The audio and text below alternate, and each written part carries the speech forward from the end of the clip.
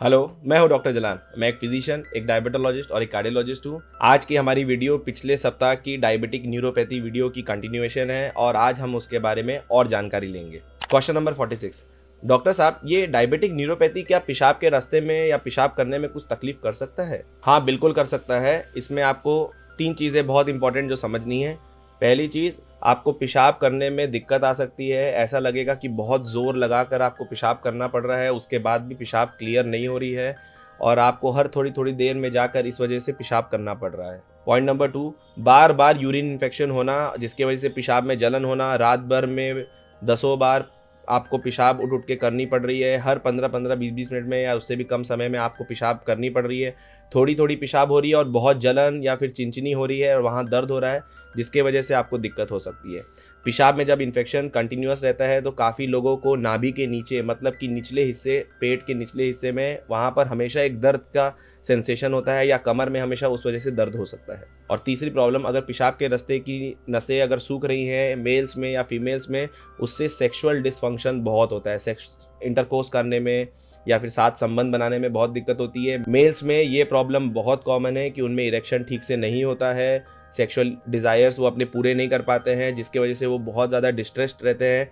इस प्रॉब्लम को हम लोग एक हिडन कॉम्प्लिकेशन बोलते हैं, मतलब छुपी हुई कॉम्प्लिकेशन, क्योंकि पेशेंट डॉक्टर से ये सब चीज़ें डिस्कस करने में कंफर्टेबल नहीं होते हैं और काफ़ी बार ये कॉम्प्लिकेशन डॉक्टर के एंड से भी मिस हो जाती है पेशेंट से पूछने में, क्योंकि पेशेंट्स इस बारे में कभी हिंट भी नहीं देते कि उनको इस टाइप की डिफ़िकल्टीज़ हैं। और फीमेल्स में अगर बार बार यूरिन इन्फेक्शन होता है तो उनके लिए भी संबंध बनाना बहुत डिफ़िकल्ट हो जाता है।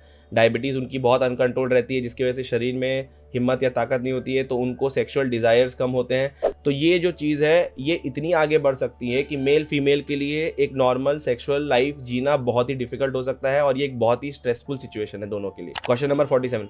डॉक्टर साहब, ये डायबिटिक न्यूरोपैथी क्या ये सबको होती है या किनको हो सकती है? इसके बारे में आप जानकारी दे सकते हैं? देखिए, आपको ये समझना ज़रूरी है कि कोई भी डायबिटीज़ के कॉम्प्लिकेशन सबको नहीं होते हैं, या कुछ कॉम्प्लिकेशंस किस में होंगे, कुछ कॉम्प्लिकेशन किसी और में होंगे। ये डिपेंड करता है कुछ फैक्टर्स में जो आपके रिस्क बढ़ाते हैं डायबिटीज़ के कॉम्प्लिकेशंस होने के, चाहे वो डायबिटिक न्यूरोपैथी हो या कोई और चीज़ हो। अगर आप डायबिटिक न्यूरोपैथी की बात कर रहे हैं कि कौन सी चीज़ें हैं जिसकी वजह से इसके कॉम्प्लिकेशंस देखे जा सकते हैं, तो ये 6 चीज़ें हैं। पहली चीज़, डायबिटीज़ बहुत सालों से हो आपको और वो 15-20 साल क्रॉस हो चुके हैं डायबिटीज़ के साथ रहते रहते, वो एक रिस्क फैक्टर है। दूसरी चीज़, बहुत ही अनकंट्रोल्ड डायबिटीज़ है आपकी। तीसरी चीज़, आपको ब्लड प्रेशर की या कोलेस्ट्रॉल की बीमारी है। चौथी चीज़, अगर आप एक स्मोकर हैं और आप बहुत स्मोकिंग करते हैं।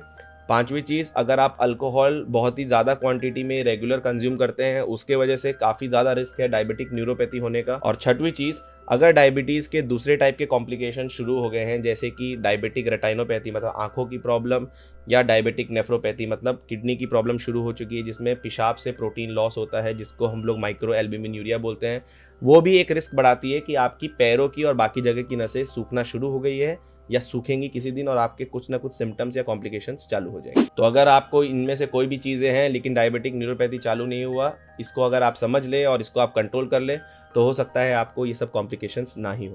Question number 48। डॉक्टर साहब, आपकी बातें सुनकर अब बड़ा डर लग रहा है। आप ये बताइए, ये सब चीज़ों से बचे कैसे? हम क्या करें जिससे हम लोग ये डायबिटिक न्यूरोपैथी वाले कॉम्प्लिकेशन से बच सके? देखिए, कॉन्सेप्ट बहुत सिंपल है।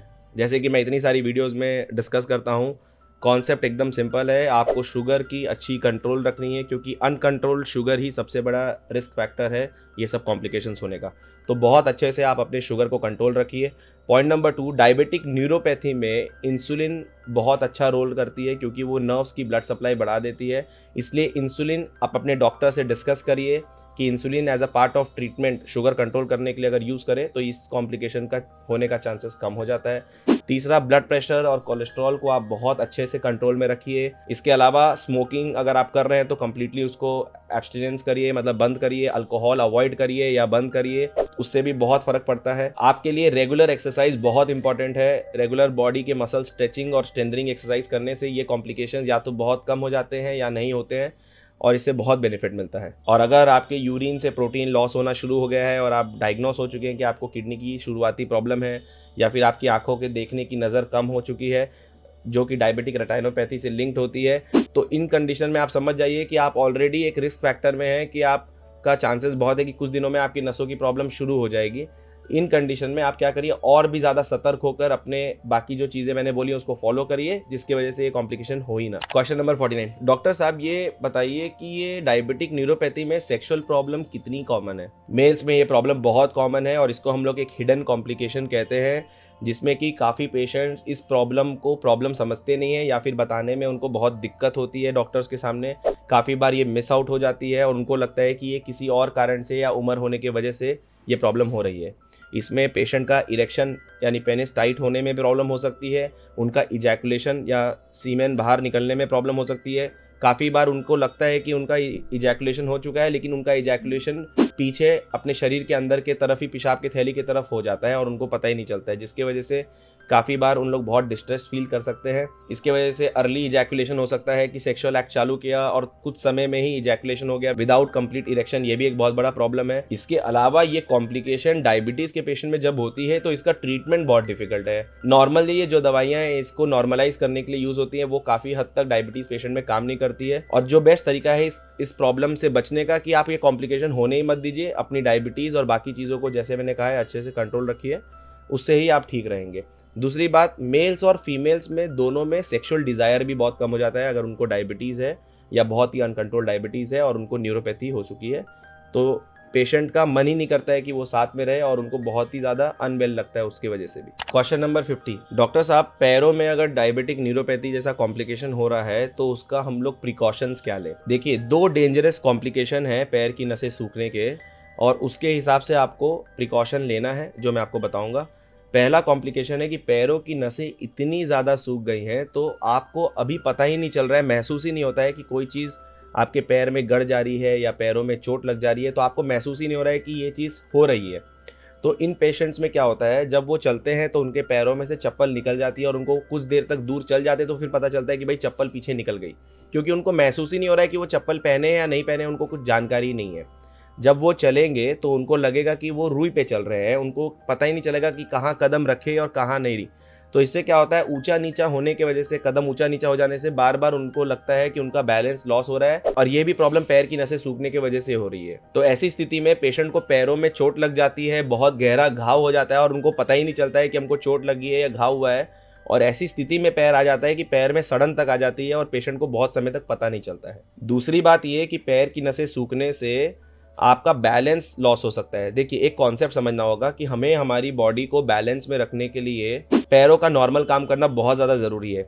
और अगर आपको डायबिटिक न्यूरोपैथी है और आपकी पैर की नसें काफ़ी सूख गई हैं तो अधिकतर पेशेंट्स में हमने देखा है, पेशेंट बोलते हैं जैसे ही अंधेरा होता है या शाम होती है हम लोग का लगता है कि हमारा सर घूमने लग जा रहा है, हम गिर जाएंगे, या फिर जैसे ही हम लोग चल रहे हैं अचानक से बीच में लगता है कि हम गिर जाएंगे, हम पकड़ लेते हैं दीवार या कुछ तो हम ठीक रहते हैं।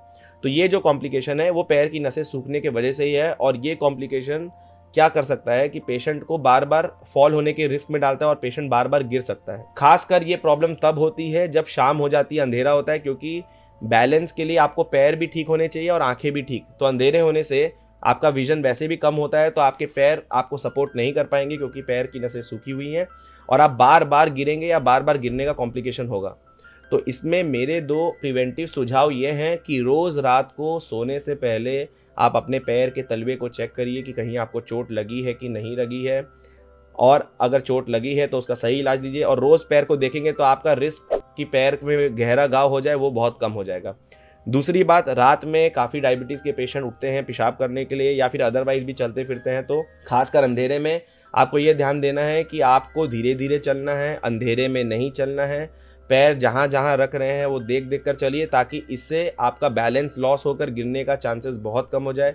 क्योंकि काफ़ी पेशेंट्स में हमने देखा है डायबिटीज़ के, उन लोग ठीक ठाक उनकी लाइफ चलते रहती है, लेकिन जैसे ही उनका गिरने के बाद फ्रैक्चर होता है उसके बाद लाइफ बहुत ख़राब हो जाती है। और जैसे कि मैं आप सभी को कहता हूँ कि मुझे आपका साथ चाहिए ताकि ये जो डायबिटीज़ के वजह से कुछ कॉम्प्लिकेशंस है जिनमें से एक नाम है डायबिटिक न्यूरोपैथी, इसको हम बचा सके।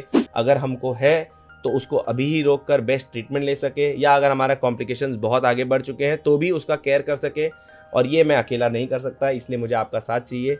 तो जिन पेशेंट्स को इस टाइप के कॉम्प्लिकेशंस आप देख रहे हैं या फिर उनको है या जिनको डायबिटीज़ है और आप उनको बचाना चाहते हैं कि उनको ये कॉम्प्लिकेशंस ना हो, तो उनको ये वीडियो ज़रूर शेयर करिए, अपने व्हाट्सएप स्टेटसेस पे लगाइए, अपने वेरियस ग्रुप्स में शेयर करिए और गवर्नमेंट ऑफ इंडिया और हम लोग मिलकर इस बीमारी का अच्छे से लड़ाई करें, उसके अगेंस्ट एक ऐसी मुहिम चालू करें जिसमें पेशेंट्स का बेनिफिट ही हमारा सबसे पहला टारगेट होना चाहिए। Thank you.